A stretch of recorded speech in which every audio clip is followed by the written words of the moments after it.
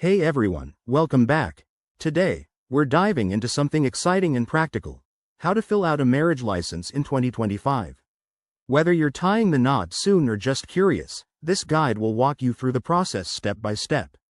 It's episode 955, so let's get right into it.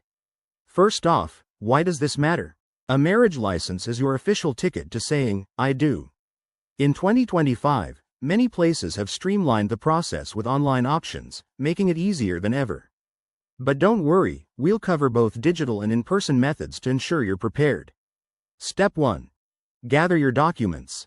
You'll typically need IDs like driver's licenses or passports for both partners, proof of age, and sometimes a social security number. If you're divorced, bring your divorce decree. Pro tip: check your local county clerk's website ahead of time for any 2025 updates. Some areas now accept digital uploads to speed things up. Next, decide where to apply. In the US, you usually go to the county clerk's office where the marriage will occur. For 2025, many states have online portals, like in California or New York, where you can start the application from home. This saves time and reduces paperwork. Now, filling it out.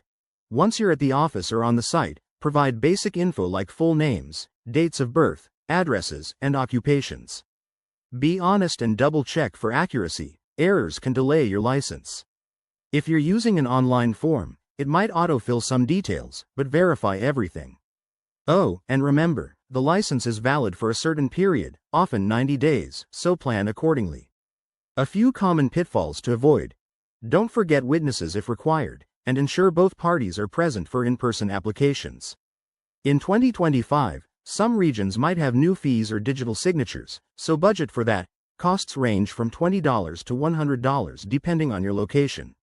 Finally, after submission, you'll get your license, and you're all set for the big day.